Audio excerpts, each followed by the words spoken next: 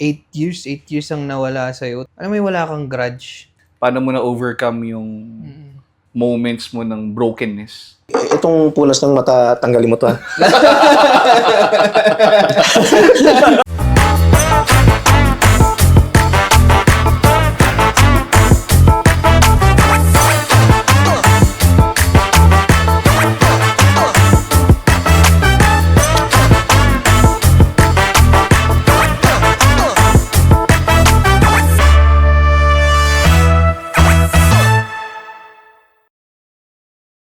The views and opinions expressed by our guests are solely their own and do not necessarily reflect the views and opinions of the host, the show, or the company. This podcast is not intended to spark arguments or disputes with any affiliations mentioned during the discussion. Additionally, some topics covered may be sensitive in nature. Viewers' discretion is advised. Alright! Magandang araw na naman. Another episode of WizPod. Before tayo mag-umpisa, papasalamat lang kami muna sa mga sumuporta nung last na episodes natin. Lalo yung episode natin nung NST, yung guest natin sila Sir Chris, sila Sir Adrian. At binabasa namin yung mga comments. Ang gaganda ng mga comments nyo. Ang salamat sa suporta. At ang number one na request nyo, andito na, Sir Francis Neri. Alam ko gusto nyo siyang maging guest. If you're from Baguio, kilala nyo siya, for sure. At kung andito kayo nung early 2000s, for sure, kilala nyo siya. Anyway, mas kilalanin natin si Sir Francis Neri. Sir, Yes. can you please introduce yourself at kamusta na po kayo, ang mga pinagdaanan nyo? Well, first of all, I would like to thank you guys for this opportunity that I can share my life story, and also to inspire the young ones. My name is Francis Neri, and I was born and raised in Baguio. I am a businessman. Meron akong shoe business, and also meron akong inaayos na farm, piggery, dito sa may bandang Taloy. And I'm also a family man, my wife, and I have my kids as well. Actually, I was thinking nung in-invite niyo ako rito kung magpupunta ba ako o hindi, pero I took it as an opportunity to inspire other people din dun sa story. And napanood ko yung kay Kala King. Very inspiring din yung stories nila. And big respect to all those people na unang nag-guest sa inyo. So, yun nga, I'm not here to lift myself up. I'm here to show the people sino yung si Francis Neri noon and ngayon. I'm not a perfect husband din sa wife ko. Marami rin akong naging kamalian. Sa mga anak ko, ganun din. And especially sa people ng Baguio. But Baguio is my home. And Baguio is my people. Kaya I just want to share kung paano rin ako makakaalam. Nung siguro mga high school ako noon, mga year 2004, 2005, 2006. Para yung kay King noon, nung kausap ko siya, sabi ko sa kanya, nakilala lang kita. Naririnig ko yung pangalan mo, pero nakilala lang kita. Nung college na ako.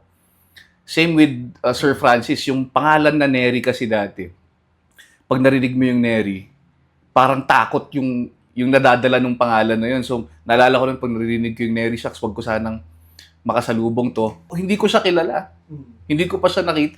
Hindi ko nakita yung mukha niya. Nakita ko na lang siya mga year 2020, 21, nung bumalik ka ng Baguio. Doon ko lang siya nakilala. So, ganun katunog yung pangalan na Francis Neri. Ako naman kasi, nung andito ako sa Baguio, 2009 na yun eh. Kwento ko nga nung kahapon, nung initial meeting namin, hindi na matunog si Sir Neri nun kasi nasa kulungan na kayo nun, sir, no? Ang mga matunog ng pangalan nun sila Frank, si K1, Dash, yung mga yun na yung mga matunog na pangalan nun. So, yun ang gusto nating maitakal, sir. Paano yung panahon nyo nung early 2000s? Tapos, syempre, gusto nating malaman yung childhood story nyo. Bakit kayo napunta sa ganung buhay? Well, yun nga kasi, basically, common ground ng mga, mga napapasali sa mga grupo is yung broken family. At the same time, looking for a place to belong. So, during my childhood, I was raised by a single mom. And parati rin wala yung mom ko kasi she has to provide for us. So, instead na nasa bahay lang din tayo, parati ako nasa streets. Nandun ako nakakita ng mga kaibigan, parang mga tao na nakakaintindi rin sa akin, na pareho ko rin. So, parang doon ako nakakita ng second family. Yan. So, doon ako natuto. Kumbaga, yung tinatawag natin street smart. Pero ilang kayo magkakapatid, sir? Kami magkakapatid, apat kami. Oo. 2 ina. Okay. Panganay. Oo. Pangalawang panganay. Okay. So, bunso. O, di ba? Medyo magulo. Hindi, naiintindihan ko. Bali, 2 sets kayo. 2 sets. Oo. So, yun. Naging magulo rin yung buhay ko. Lagi akong napupunta sa mga lugar na kung saan nabubuli ako. Okay, so, totoo yan. And then, one time nung... Mahirap paniwalaan kasi na nabubuli ka eh. Kasi sa pinagdaanan mo eh. Oo, yun yung reason kung bakit parang naghanap ako ng someone or group na magpo-protect sa akin. But eventually, it came the other way around na ako yung parang naging protector ng mga taong nakahanap din ng samahan. Maraming eksena, maraming mga pangyayari, violence, para ipakita na hindi ka basta-basta pwedeng i-bully or anything. So, parang naglabas ka ng pangil. Parang ganun. May ano siya para sa may common ground talaga. Parang yung nakausap natin sila Sir Chris, di ba? Yun talaga yun eh. Yung, ang ganda ng sinabi ni Sir kanina, yung broken family. Ang laki ng effect ng isang pamilyang sira sa isang batang lumalaki pa lang. No, kasi parang common ground, eh. Ganun rin kay Sir. Tapos nakahanap siya ng peace, ng love somewhere na supposedly sa pamilya mo nakukuha. No, parang ganun. So, ang laki talaga, ang laking effect nun sa isang lumalaking bata. Totoo. Kumbaga yun talaga yung yung core mo eh. 'Di ba? Sir, anong age, ilang taon ka nung na-start kang mabully and at the same time, nagkaroon ka ng survival instincts hanggang sa ikaw na yung transition na yun, paano nangyari yun? Well, nagsimula yun nung bata pa lang talaga ako. Baga, sa street, siyempre, wala namang Facebook nung araw. Wala namang mga gadgets nung araw na manahimik ka lang sa bahay, may mapaglilibangan ka. Kailangan nun, para malibang ka, lumabas ka. Doon ka makikipaglaro ng mga patintero, di ba? So, doon pa lang sa laro na yun, kapag may nakaaway kang kaibigan mo, kalaro mo, tapos hindi kayo nagkaintindihan, mamaya susumbong sa tatay, sa kuya. Eh, ang style nun, iba rin. Imbis na itama rin yung anak o susugurin ka rin ng kuya. Diba? So, doon pa lang teka lang, agrabyado ka na. Pero paano ito, depende na to kung paano nyo gustong ikwento yung storya. Paano nag-umpisa na napasok kayo sa anong gang nyo nga ulit? Marami akong affiliation pero isa sa mga gang na ako ang nagbuo is yung Pinoy True Crips. So, Anong gang name nyo, sir? PTC. Hindi, I mean, anong Moniker? tag name? Tag name, mahaba yung sa akin Notiflow side yung sa akin Haba nga. Oo, so And it is a very interesting topic to tackle today kasi nung last natin na episode with the Northside Terrorists, sila King, may mga comments doon sa comment section na hindi kayo yung nauna, ito yung nauna, ganito yung nauna. And alam ko, sila King, mga bata sila nung kayo yung umuusbong. mas ahead. Oo. Kumbaga mas ahead. Ano ba talaga, paano ba nangyari yung division na yan? May division ba? Ano nangyari? Siguro yung part na yun, hindi ko naman para i-kontrahin yung sinabi ni King dun sa sinabi niya. So, I would still support that. Total, it's also part of the history. Diba? But, para sa akin, nung nagsimula, it's around 93, 94, where nabuo yung pinakaunang African-American gang dito sa Baguio, which is yung Bloods, o yung B-Down Boys. So, sila yung original na blood ng Baguio. And then, meron silang parang naging affiliate lang na tropa-tropa na sumasama sa kanila. His name is Rico. Galing siya ng California na nag-aral din dito sa Baguio. So, eventually, nagtayo siya ng sariling group niya, which is yung GMC naman, God's Mob Crips. So, originally. Ang pinaka-head nila ngayon is si Kuya Mike Alcantara. So, nandyan pa rin sila. Tahimik lang sila. Pero still, they exist. Sila yung original talaga na nagsimula ng creep sa Baguio. Ah, okay. Tapos nag-expose ka sa gang, anong gang yung unang mong nasalihan, sir? I was like 13 years old during that time. Napasama ako doon sa mga spook town. Oo. Composed naman siya ng mga bakla, tomboy, saka mga bata. Anong bata? Anong age ng mga batang yun, sir? 13, Grabe. 14. During that time, talagang lahat ng mga bata na mapapadpad sa streets, doon napupunta. Ginagawang, kumbaga, weapon. Syempre, bata eh. Diba? Sputnik. Sputnik na yun, sir. Anong affiliation nun? May ano ba siya? Spook Town. Ay, Spook Town? Oo, baka maiba yung yung Spook Town na yan, independent yan or galing rin siya sa GMC? Galing siya sa GMC. Yung GMC, parang nagsanga siya ng Spook Town, ng Dog Town. Oh, okay. Which is si Ems naman, yung OG ng NST, galing siya sa Dog Town. And then, during that time na meron yung celebrity na nauso na naman, around 99. Celebrity bar. Oo, dyan sa may La Azotea, sa taas niya. So, during that time, nauso na naman yung hip-hop. So, yung mga gang, nauso na naman. Diyan kami nagkita ni Emerson. And yun nga, sabi niya na, alala kita, creep ka, sabi niya sa akin. So, nagsama kami. Then eventually, yun, nabuo yung mga sariling grupo namin. Nung nagsama kayong dalawa, GMC, kung titignan natin, Spook Town, and then Dog Town. Ikaw, sir, nasa Spook Town. Spook Town ka, and then si Emerson, which is yung OG nila, King NST, Galing Dog Town. Dog Town, and then nagkita kayo. Oo, pero may NST na sila noon. Ako naman, I was part of Samaang Ilocano that time kasi nawala ang Bloods or naglaylo. Baga namahinga from 96 to 99, medyo parang lumamig na hindi masyado nagkita-kita. So 99 diyan nagkita-kita ulit nung nauso na naman yung mga kanta ni DMX, yung mga ganyan. Yun yung part na yan. Diyan ko unang ano. So nung nagkita kayo ng sir, meron ng NST, ang PTC tinatayo mo pa lang. Wala pa. Okay. Oo, so nabuo muna is yung NST and then biglang nung dumating kami ng mga datihang mga creep, no? Si Chowie na Corpus, OG ng PTC, galing din sa Spook. Marami kami na nakita-kita pero parang nagsama yung NST saka yung mga dating creep na dahil mas ahead si by age pero by affiliation, batch o almost the same lang. So, nabuo naman is yung Dog Town. So, nabuo ulit yung Dog Town. So, NST, Dog Town.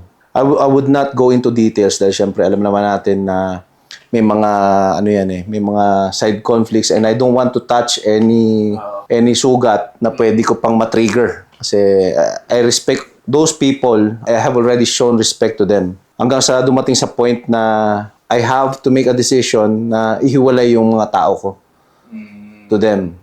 So doon na buo ang Oo. Hindi ko naman pwedeng i-adapt yung mga pangalan ng mga nauna, like yung GMC, di ba? Dahil may sariling mga leaders yan eh. Tapos hindi naman pwedeng kumuha ko outside or anything, so I just adapted yung kung sino kami. Kami mga Pilipinong creep. Nung kasagsagan nyo sa PTC, ang dami nangyari, di ba? Ang daming gulo, may mga nasugatan, may mga nasaksak, may mga namatay. Nasaan ka nun? At saka, ano ang naging outcome sa buhay mo? Before or after? kasagsagan. Kasagsagan. So, during that time kasi, nung nangyayari sa buhay ko yung kaguluhan na yun, survival talaga eh. Baga, sa isip ko, may mga nasasaksak na. So, parang sa akin, kill or get killed. Diba? So, talagang I have to show na kailangan katakutan din ako. Kasi that's the only way para maprotektahan ko yung mga tao ko. And at the same time, para maboost ko rin yung moral ng mga taong naniniwala sa akin. Tama, kumbaga, ang nangyari nung time nyo, it was a leadership motivated by fear. Not necessarily. Hindi alam ng tao na matapang ako. I was so scared. That I have to show people that they should also be scared of me.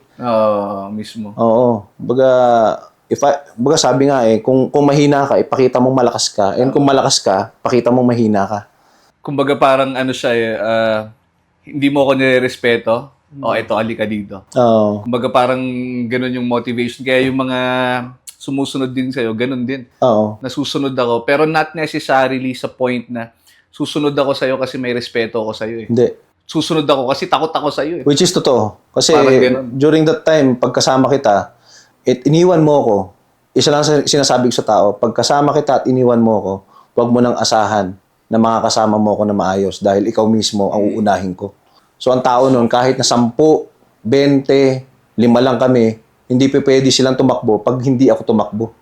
Ang ugali ko, hindi ako tatakbo. Tapos pag iniwan mo ako dito, consider yourself dead. Oo, parang ganun. Baga, Talagang violente nung time na yun. oo, kasi talagang di baling uuwi nga ako nun, may bukol, may dugo, o ano pa man, pero Mismo. Kaya nga sabi nila may dalawang klase ng leadership eh. Sabi nila leadership motivated by fear oo, and leadership motivated by reverent fear. Yung fear, yung respect. respect. Nasusunod ako sa'yo kasi may respeto ako sa'yo regardless. Compared dun sa susunod ako sa'yo kasi takot ako sa'yo. Which is true. Oo. Maraming mga tao na nung kinatatakutan nila ako, sumusunod sa akin. During the time na nakita nilang nagbabago na, medyo nagiging mabait na ako. Hindi ko na nakikita yung pagsunod. Mismo. Kaya nga sabi nila, pag ikaw leader ka, ang tanong mo, pag namatay ka, ilan yung dadalaw? Oo, totoo. Since na nagbago yung panahon, na-realize ko rin sa sarili ko na mas masarap pala yung irespeto ka ng tao Mismo, sir. kaysa dun sa katakutan ka. Doon sa kasagsagan nyo ng gang na yan, yung gulo, you were incarcerated for 8 years. 8 years. Oo. Anong nangyari doon, sir? Paano, sa nagsimula yun? Well, nangyari yun nung meron kaming nakabanggang grupo katapos merong namatay. So nung namatay yun, because ako yung leader, sama ko yung dalawang kasama ko. Although yung isa aminado. Oo, aminado yung isa. Yung isa wala ring alam. So ang isip niya dahil sanay daw ako. Ako daw. Oo, baga pipilitan niya. Baga masama yung loob niya sa akin. All this time, ako lang yung pinagdidikdikan niya. Masama yung loob niya sa akin. Hindi ko naman ma-explain sa kanya, tol, hindi talaga ako yun. Kung ako yun, it's very easy for me to say, ako yun. Diba? Hanggang nakauwi na kami. Then eventually, nalaman niya rin siguro sa isa, sa mga kasamahan namin na naikwento nung totoo. Kasi, parang dalawang gamit yung ginamit doon sa tao. Yung isa inamin niya, pero dalawa lang.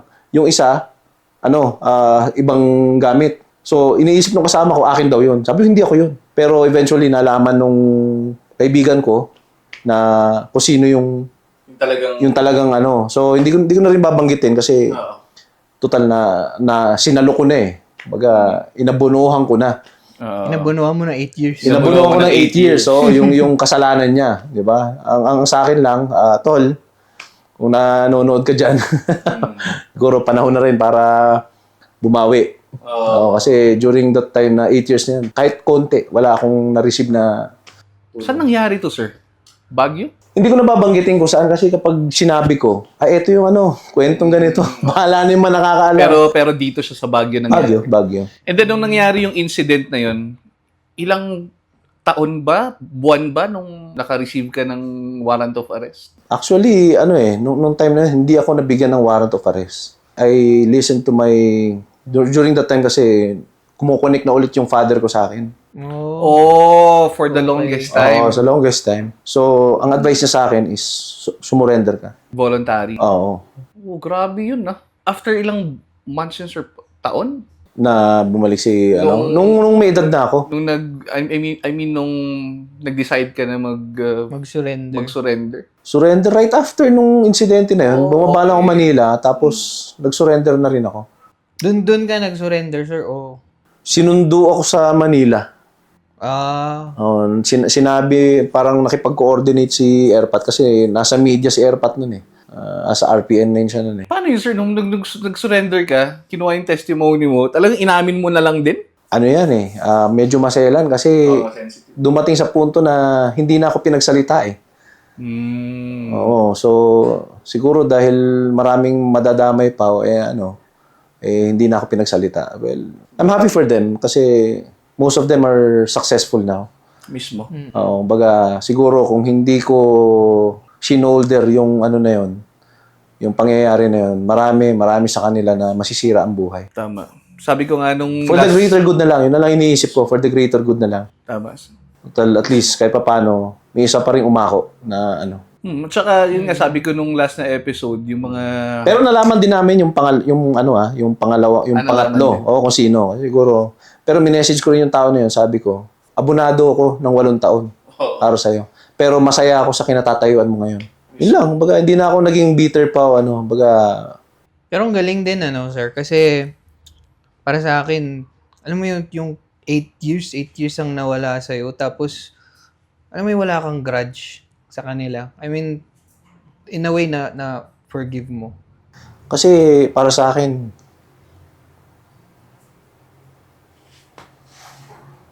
Teka Sige lang, sir. Sige, sir. lang. Wag mo itong punas ng mata tanggalin mo to ha.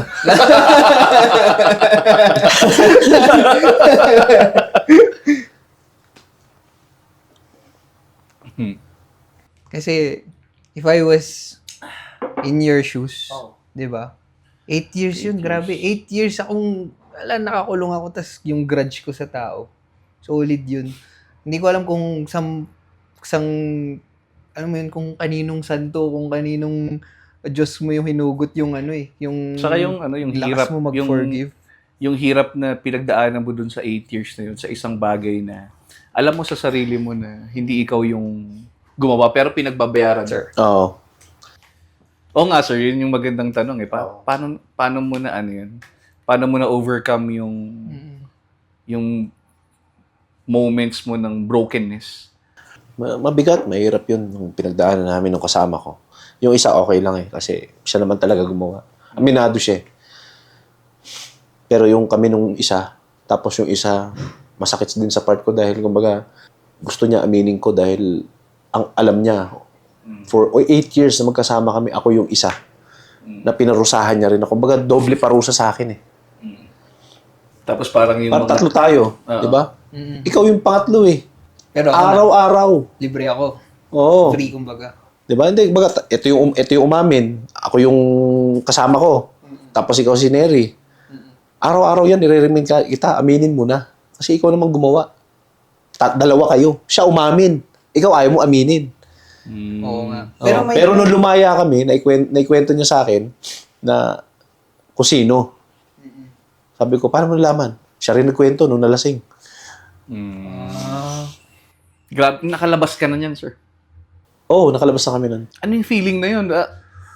Ano ba? Galit ba? Well, maganda na kasi yung tinatakbo ng buhay ko noon, masaya na rin ako, kumbaga, parang natapos na all these years. So, mas pinili kong magpatawad ng tao. And at the same time, lahat ng mga tao na nasaktan ko rin nung araw, nung nauso yung Facebook, nag-reach out din ako sa kanila. Grabe, no? Oo. Pero paano, kasi pagpasok mo dun, pagpasok mo sa kulungan, magulo pa rin yun di ba? Kasi syempre, Magulo kasi, worst of the worst. kasi nung time na nandun ako, talagang broken ako. Baga parang sa kaldero, taob yung kaldero ko Broken ako na yung galit ko sa mundo, sobra-sobra. Kahit na nasa loob na ako ng city jail, gumagawa pa ako ng riot. Dahil sa galit. Oh, dyan sa Baguio City Jail. Pasensya na kayo mga sir. Pag talagang minsan may makakasagutan ako, minsan nahahawakan ko yung mga susi ng selda. Gagawin ko dyan, bubuksan ko yung mga selda namin lahat. Tapos iiwan ko nakapadlock yung mga selda nung nakaaway ko. Iiwan ko lang, bubuksan ko lang yung isang selda nila. O sige, riot na tayo rito. Pero lamang na lamang. Lamang na lamang tayo. Oo, pero baga, mali pala. Hindi pala ganun talaga dapat ang pananaw mo sa buhay. Kasi What changed you, sir? yung tapang pala natin, ang totoong sukatan pala ng tapang is yung makapagdala ka ng pagkain Yes. sa pagkainan. Yung pala, ang totoong sukatan ng tapang. Gusto ko rin yung sinabi niyo nung yung conversation natin kahapon na nagpatawad ka kasi hindi para sa kanila. Oo, Para sa'yo. para sa'yo kasi habang daladala mo yung galit, ang pinaparusahan mo, sarili mo eh. Habang daladala mo yung grudge sa kapwa mo, sarili mo yung sinasaktan mo eh. Tama. Diba? Yung tao, masaya sa buhay niya without realizing yung nagawa niya sa'yo. Na ikaw, galit na galit sa kanya, pero siya nag-i-enjoy sa buhay niya. Pero dahil nandun yung galit mo sa kanya, sarili mo yung sinasaktan mo. Mismo. Saka sa tingin ko isang part na nakapagbago talaga sa'yo, sir, nung nakatanggap ka rin ng pagpapatawad eh. Hindi ko alam, kasi nung time na nasa city jail ka, paano ka ba nakakilala sa Diyos? Well, minsan, napupunta rin ako ng church, pero hindi pa talaga dun, baga para sa akin, hindi pa oras dahil marami pa akong dala-dala nun na hindi ko pa maano eh. Grabe, no? Oo, hanggang sa dumating pa nga sa point na merong parang yung mga elders, meron silang meeting doon, di ba? Tapos meron akong parang nagkaroon ng argument. Lahat ng mga nandun, puro mga elders. Nung sabi sa akin ng tao, sinabihan niya ako na hindi maganda, tapos sabi niya sa akin, bata ka pa. So parang napahiya ako sa karamihan ng mga security, ng mga elders ba. So, nag-flare up ako. Ganun ba? Ginawa ko dun mismo, outright. Binanatan ko. Pak, pak, pak. Tapos nabulabog yung meeting nila. So, Ano meron dyan? Sabi gano'n. Si Neri, sabi gano'n. Tinawag ako ngayon. Anong nangyari? Kinamay niya si ganito. Nung pagkasabing kinamay, normally, dapa. Didisiplinahin ka, padadapain ka. Tinatawag na takal.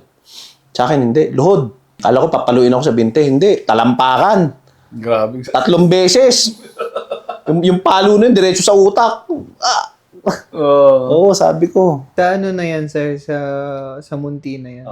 Munti na. So, kinabukasan, syempre sa hiya ako dun sa pinaka-elder. Kahit iika-ika, pilay ako. Hindi ako makalakad. Talagang ganun ako maglakad. Pero nakataas pa rin yung noo ko dahil pinakita ko sa tao na kasi syempre napahiya ako eh, di ba? Sabi ko doon sa elder, sabi ko patawarin niyo po ako doon sa nagawa ko kagabi. Sabi niya, bakit kasi alam mong meeting namin yan, diyan ka magkalat. Sabi sa akin gano'n. Sabi ko, sa akin po kasi, yung sakit na katawan, kaya kong tiisin. Pero yung Sakit tinakam. yung sakit na katawan, kaya kong tiisin. Pero yung ipahiya ako, or yung disrespect, hindi ko po kayang palampasin yun. Sabi niya sa akin. Ito yung tumatak sa isip ko talaga. Na after nun, parang ang laki ng impact ng salita niya sa akin na hindi porke kinagat ka, magagat ka na rin. Pagmula nun, hindi na ako nag-engage sa kahit na anong physical, kahit na may nangungulit na, may nambabastos na, o ano pa man, doon ko na-realize, sabi ko, oo nga. Sabi ko, hindi porke kinagat ka, magagat ka na rin. Style ko nun, tahulan mo pa lang ako, nakaangil na rin ako eh. Oo. Di ba? Inaamoy mo pa lang ako, kinaagat na kita. Oo, ganun yung style ko noon. Magmula noon, ginawa ko, dinivert ko yung energy ko sa tennis, basketball, tapos pagtulong doon sa mga pasyente sa ospital, mga kailangan nila, pag-alalay sa kanila. Doon ko binuhos yung oras ko na nabigyan ako ng magandang record hanggang sa, yun nga, pinakawalan na kami. Tsaka interesting story dun, sir, yung buti na lang nag-iba ng presidente kasi nung time na yun, yung kaso mo either death penalty Oo. or 40 years. 40 years Oo. longer. Oo. Anong nangyari dun, sir? Paano yung transition na yun? Nung time na yun, panahon ni Erap yun eh. Kaya nung pagpasok ko nun, sabi sa akin, mabibitay ka. Ha? Grabe, no? Sabi ko, bitay. Teka lang, sabi sa isip ko, isang linggo. Ang mindset ko nun, 1 linggo lang ako rito kasi hindi naman talaga ako yung gumawa eh. Di ba? Yung 1 linggo ko, naging 1 buwan, 2 buwan, 4 na buwan, 6 months, inaabot na ng taon. Di ba? Sabi ko, wala na. Biglang naupo si Gloria. Tinanggal niya yung bitay. Pero try to imagine, no? Nandun ka, nag-aantay ka. Kung ano yung kalalabasan ng kaso mo. Tapos ang possible na pwede mong sentensya is bitay. Dahil wala pa ako naiintindihan noon, hindi ko alam na kung sakali mo may bitay pa, 1 degree lower, hindi pa rin ako mabibitay. Pero yung mental torture sa akin, talagang, Oo. oo, diba? 40 years, isipin mo? So yun, nung time na yun, wala, talagang hirap sa isip. Anong pakiramdam, sir? Nung, kasi di ba parang biglaan na nalaman mo na lalabas ka na. Oo, nung sinabihan ako na lalabas na ako, hindi ko may paliwanag yung feeling. Parang graduate ako na ewan. Oo. Yung ganun din, baga tapos na rin. Tapos na rin yung ano. After 8 years. Oo, 8 years eksakto or may butal bang buwan o 7 years? eksakto. Eksaktong 8 Oo, years. kasi ilang araw lang yung diferensya, pero almost 8 years. Grabe, ano? So yung turning point mo, Sir Francis, nangyari yun paglabas mo ng kulungan. Oo. Paano nangyari? Well, I met my wife bago ako lumabas, parang 1 month before ako lumabas. So, kakilala kami sa cellphone. So, kaibigan lang hanggang sa naging kami. And then, nung pag-uwi ko, siya yung una kong pinuntahan. And then, eventually, nung naramdaman ko nga na hindi ako safe pa sa Baguio kasi may mangilan-ngilan pa na hindi ako nakakausap. So, from Muntinlupa, Uwi ako ng diretso kayo ng Baguio. Uwi ako Baguio. Siyempre, this is my hometown. So, naramdaman ko na hindi pa ako welcome eh. So, may mga tao pa akong hindi nakakausap para ayusin yung problema. So, I'm also taking this opportunity na ihingi ng tawad dun sa mga taong nasaktan ko nung araw. Hindi ko man nakakausap personally, but if given the chance or opportunity na magkaharap kami, I would still ask for their forgiveness. That's good. That's very Grabe big. yung- That's very big of you, actually. Oo. Tsaka grabe yung yung nag-uusap na tayo kahapon, Oo. yung risk nung then girlfriend yung ngayon asawa niyo na. Yung nagkita lang kayo nagka-connect lang kayo sa Messenger, knowing na ikaw yung Francis Neri na ganito ganyan. And then after a month lalabas ka, paglabas mo doon ka na dumiretso. Oo. Grabe, sabi ko nga kay ma'am nun, yung asawa ni Sir Francis, grabe yung risk. Kasi kunyari, kung ikaw yung babae, di ba? Alam mong ganito yung history ng lalaki. Oo. Paglabas ito, papatuloyin ko agad sa... Oh.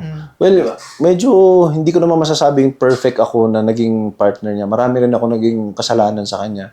Pero I'm very thankful na nakakita ako ng isang strong woman na talagang tsinaga ako.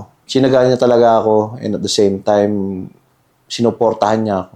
Yun yung mahalaga sa akin eh. Yung sinuportahan niya ako. Doon mo marirealize ngayon na napakalaking bagay yung magiging partner. Oo, ang laki ko palang mali na pinagagawa ko. Yung pala, siya pala yung talagang kailangan ko rin suporta. Tama. Kasi kahit ako nare-realize ko yun eh, lalo na sa age ko. Ako yung pinakabata dito sa circle na to eh. Pero ito yung time sa age ko na doon ko na-realize yung importance of choosing the right partner. Lalo na pag dumadaan. Madali lang sabihin na okay lang mamili ng partner pag nandun ka pa lang sa point na okay pa kayo eh. Oo. Pero pag yung medyo may problema na, may challenges na, doon mo makikita yung talagang blessing na buti na lang tamang tao yung kasama ko dito. Totoo, tama Parang yan. ganun. Tama yan. Yung tipong, hindi lang, kasi sa relasyon, hindi lang all love. Yun, hindi lang pagmamahal eh. May respeto, may tiwala. Diba? Lahat ng yun. May Well, basically tayong mga lalaki kasi, ang hinahanap lang naman natin dyan, basic eh. Suporta, respeto, at paggalang. May bigay lang nila sa atin yan, bibigay natin ang mundo sa kanila eh. Tama. Actually, Happy wife, happy life. ganun din. Mismo. Anong taon nung lumabas ka, sir? 2012. So, between 2012 hanggang ngayon, 2025, ano ang nangyari sa'yo? Well, marami rin kasi nung tumira ako ng Manila doon, nag-work ako sa corporate world.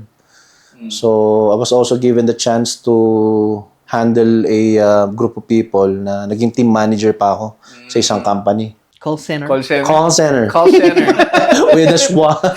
Call center. So, yun, yung leadership skills na meron tayo, kahit paano doon na i-apply. May anak ka na ng Sir Neri? Wala pa. Kay Mrs. meron na. Okay. Oo. May mga anak na kami nun. 2. Manila ka nun, sir? Oo, Manila. Ilang taon ka nandun? From 2012 to 2018. Actually, yun yung daughter ko, yung talagang naging turning point ko rin na pag I have to do better in life kasi I have to protect this kid and I have to provide for her. Tama. Kumbaga yung energy mo na nakalaan dati dun sa yung mga ginawa sa'yo dati, napunta lahat dun sa kailangan mong protektahan tong anak ko. Parang gano'n. Doon ako talagang nag-focus na sabi ko sa isip ko, kailangan ko siyang bigyan ng magandang kinabukasan. Yan na rin yung time, sir, na gusto kong i-highlight yung sinabi mo kanina na yan na rin yung time na nag-chat ka sa lahat ng alam mong na nadali mo nung... Oo, given na yung nandun, pero my intention was pure to ask forgiveness. Kasi isip ko nun, kung ako man, di ba, humingi ka ng tawad sa akin, I would also be glad na patawarin ka kung may nagawa ka sa akin. Kasi life is very short to hold grudges and para magalit sa kapwa natin. Kahit ano pang ginawa sa atin yan, mas lamang pa rin yung meron kang peace of mind. Sa wala kang inaapakan na tao. Saka ano rin, kumbaga dati kasi talagang alam na Neri, Emerson, magkaaway yan. Pero nagkaroon kayo ng chance for reconciliation, di ba? Yeah, there was an opportunity na nakita kami sa Trinoma and then yun nga, nilapitan niya ako and then yun, nag-ask for forgiveness siya sa akin. Pero during that time, medyo hindi pa ako open. Pero nung dumating yung panahon na biglang all of a sudden, nag-snap lang sa isip ko na i-message siya. Sabi ko, yung nagkita kami sa Trinoma na hindi ko siya sinagot that time. Binigyan ko rin ng opportunity na nag-message din ako sa kanya na patawarin mo rin ako and I want to let you know that I have already forgiven you. Grabe, no? Story of forgiveness. Very powerful talaga. Oo. Kasi words has the power to talaga eh. Tawag na to, words has the power to encourage din talaga. Tsaka tingnan nyo naman ngayon, di ba? Kumbaga, ang alam ko nung nag-start yung reconciliation na yun, yung story of reconciliation, ang laking effect din nun sa mga naging under nyo eh. Oo. Lalo na yung pinaka-leader mo, yung nakakita ka ng, uy, nagpatawad na siya, dapat rin yata, dapat magpatawad na rin. Mismo. Parang gano'n eh. So, ang laking effect. Yun, actually, dun sa mga Bloods, yung pinaka-OG nila, sila, mention ko na, okay lang naman kasi ako naman humingi na ako ng tawad sa kanila to mention them, no? Gaya si Gilo, nagkita kami sa Manila, nag-sorry rin ako. Tapos, si TJ, nag-message din ako, nag-sorry rin ako sa kanila. Kay Deyong, sa kuya niya, kay Brian, nag-send din ako ng message asking for forgiveness dun sa mga nagawa ko kasi talagang totally, kung hindi rin ako pumasok sa eksena, wala rin talagang gangwar na nangyari. And alam ko ngayon, sir, after lahat na nangyaring yan, meron kayong organization na Oo. anong Well, tawag sa... I'm very active with participating with different organizations like dun sa Samahang Ilocano, yung mga community outreach nila, community service nila, and at the same time dun sa mga mabubuting gawa. And at the same time, hindi lang naman sila actually, nandyan din yung Eagles. Pero nasa Baguio ka na neto, sir. Baguio na ako niyan. 2018. 2018 up until now. So, kung sino yung organizations na nakikita ko may magandang ginagawa, doon ako nakasuporta. So, meron din akong sariling organization na yun nga, yung PTC. Ang ginawa namin is ni-register namin sa SEC. Anong year yan, sir? Recently lang. Oo, nung parang 2021. Oo, so si Nico Martinez yung pinaka parang head nila ngayon sa PTC. Siya yung nagpasa-pasa na yung leadership. So siya na yung nagra-run. He calls the shots now. So, ang ginawa niya, ni-register niya rin sa SEC kasi in-advise ko, sabi ko na mahirap na ma-identify tayo as a street gang. Oo. Di ba? Kasi mamaya dyan, may sumita o ano pa man, maging pangit na naman yung imahe. So, what we're doing now is yung mga nagiging members na bata, instead na pabayaan namin. Kasi 2018, nung bumalik ako rito, narinig ko na nandyan pa rin sila. And dumadami pa rin sila without me knowing. So, pero nung nalaman ko, Sabi ko, parang mahirap ito kasi pag may nagagawa silang hindi maganda, dala-dala pa rin nila yung pangalan ko. Which is sabi ko, kailangan may gawin ako rito. Nagagalit nga yung wife ko kasi inabutan niya ako, nakikipag-chat ako, meron GC. Tapos nakita niya puro mga bata. Sabi niya, bakit nandiyan ka sa GC ng mga bata? Noong una, hindi maintindihan ng wife ko yun na meron akong moral responsibility doon sa mga bata na yun. Dahil parang lumalabas, ako yung naging promotor. In-idolize nila yung dating Francis Neri at yung mga kwento regarding doon sa mga naging achievement na hindi maganda. Hindi nila alam nagbago ka. Oo, hindi nila alam yung perspective ko sa buhay, iba na. Yun, so I did my best para to rectify those sa mga bata. Paano kayo nakakonect sa kanila, sir? Paano kayo napunta sa GC na yun? Ano yun, pagkadating nyo dito, tapos ginawa nyo na agad ba yung SEC-registered na... Crips. I would not take the credit kasi siniko talaga ang nagpursige na i-register lahat yan. And at the same time, nag-connect lang dahil syempre, dahil may Facebook na nga, may mga tao tayo na nagme-message, tapos nung nagpatawag ng anniversary, nagdatingan. So, doon ko na-meet yung mga hindi ko pa nami-meet na mga nag-handle din during the time of my absence. So, nung time na yon, kinausap ko na rin yung mga leaders na yon na sabi ko, baguhin natin, huwag nating hayaan na danasin ng mga bata yung mga dinanas natin. And surprisingly, 2024, 2025 hanggang ngayon, may mga gang pa rin pala na nag-exist na yung mga age na gano'n. Oo, talagang hindi mawawala yan kasi it's already part of the culture eh. Lalo na dito sa Baguio. Parang tribe ang ano rito eh. Hindi nga lang siya gano'n kagrabe. Hindi lang kagrabe kagaya nung araw dahil syempre ngayon may social media na. So kahit paano madali nang naiko-correct. So it's a very powerful platform, no, na ma-utilize to reach out to them and to influence them to become a better person rather than them hearing stories about greatness pero hindi pala greatness kasi maling paraan pala eh, 'di ba? Parang baril din 'yan. Nasa mabuting kamay yung baril, mabuti yung mangyayari. Pero pag naipasa sa maling tao, magiging deadly weapon na siya, di ba? So, we're now utilizing the platform para maging... Mismo. Saka ako kaya gustong-gusto ko yung mga vision na ganyan kasi hindi mo pwedeng sabihin na hindi ka apektado. Oo. Kasi tinan mo, parang tayo, may mga anak na tayong babae. Anong klaseng generation yung... Anong klaseng environment yung gusto nating mangyari para sa Baguio? Mismo. Kasi kung wala kang pakialam, hindi mo alam, mamaya naglalakad yung anak mo dyan. Yung wala kang pakialam, yun yung... Oo. Yung may magagawa ka pala. Pero wala kang ginawa. Kaya you cannot say na na parang, hindi, hayaan ko na yung mga yan. Wala, hindi naman nakapektado. Yun din yung reason. Baga, yung ibang mga kabrad ko, naririnig ko yung mga stories na ang tanda-tanda niya na nandiyan pa rin siya. They don't, parang...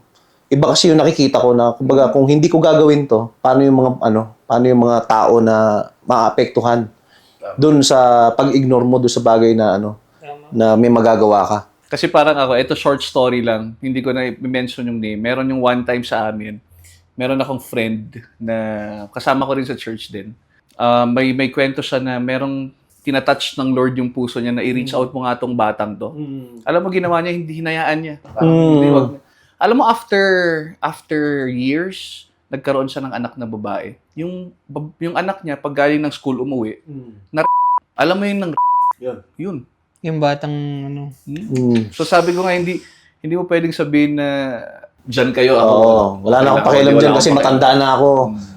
Hanap buhay na lang ang iniintindi ko. May mga ganong reasons na naririnig ako na sabi ko sa bagay, magkaiba tayo ng perspective sa buhay. Pero ako, I still engage because nandun yung concern.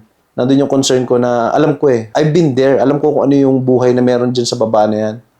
Kaya yun nga, personally, very thankful ako sa mga ganong cause. Lalo yung ginagawa ni Sir Neri kasi yun nga may anak akong babae. Diba? Tama. Kung sino man magre-reach out sa kanila, yung taong galing din doon. Na maiintindihan sila. Kasi kahit na anong paliwanag mo, kung alam ng bata na anong alam mo. Wala ka naman alam sa buhay namin.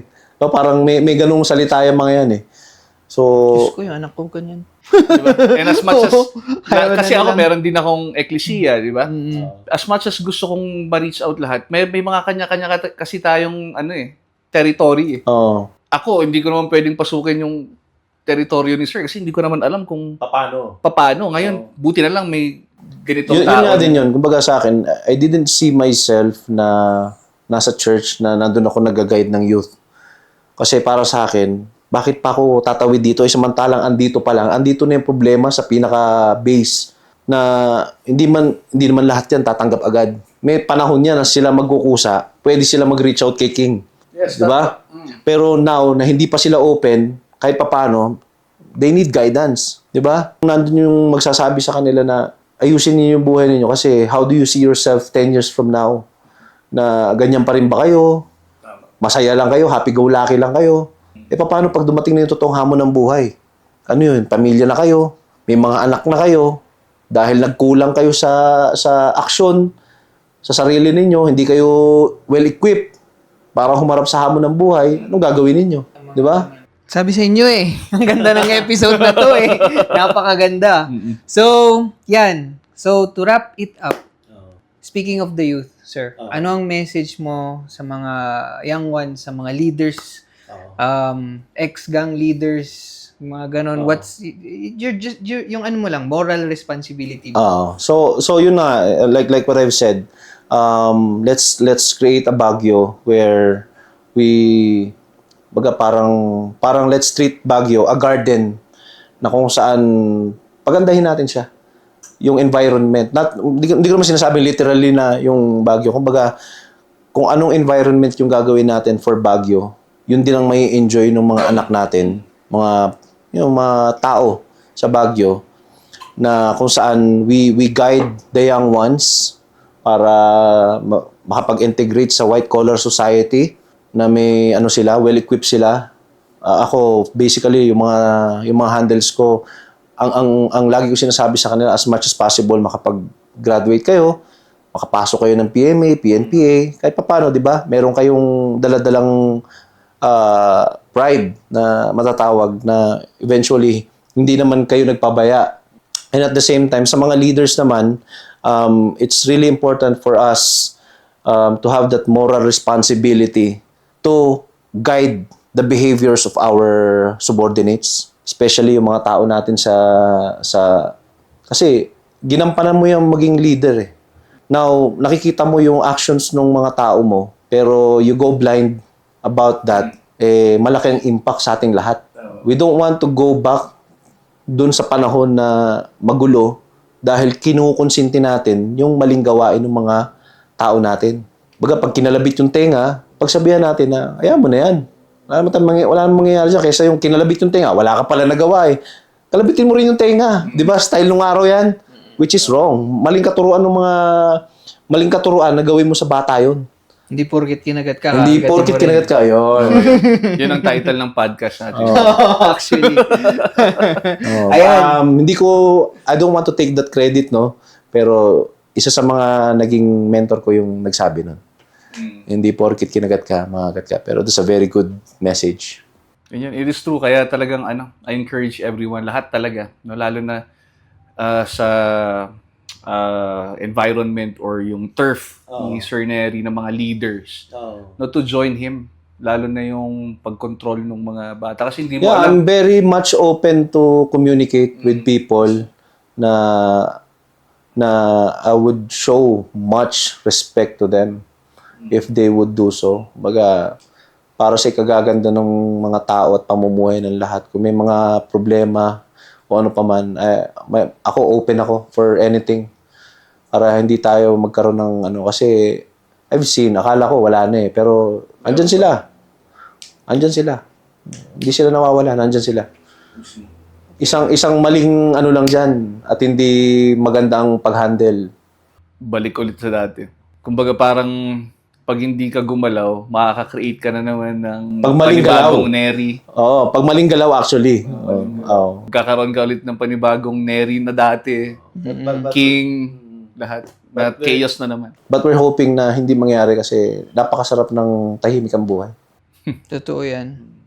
Tama. So, thank you again for joining us in this episode. Anything to plug? Sir? Yes, gusto ko lang shout out yung mga kasamahan ko na naging pinaka-head o mga founders actually. Nakasama ko sila Mark Torres, si Sanchez, si Rogelio, si Marco Conde, yung Kambal na Tabora, si Kagawad Alan Pongtilan, sino pa ba? Marami sila, si Reggie. Yung mga naalala ko, pagpasensyaan nyo na yung iba, si Ives, si ST, si Carl, sino pa ba? Diyos ko, baka magalit sila sa akin pag na-miss out ko yung pangalan. Si Bordy na nasa Australia ngayon. Marami sila actually eh. Si Pato, si OG Pato, sino pa ba? Mostly kasi mga boysay na MM3 eh. Si Alberto ng boysay, mga kasama ko yan nung parang nagsimula nung samahan. So, I just want to let them know that they are still acknowledged. Kung sakali nakalimutan kayo ni Sir Sorry. Neri, Itatag ko na lang. bombahin nyo siya sa comment. Ayan. So, anything to plug, sir? Sneaker department? Ayun, meron akong page, Sneaker Department. Message lang kayo ron. Ano pa ba? Ito. Ayan. Alright. So, thank you so much, everyone.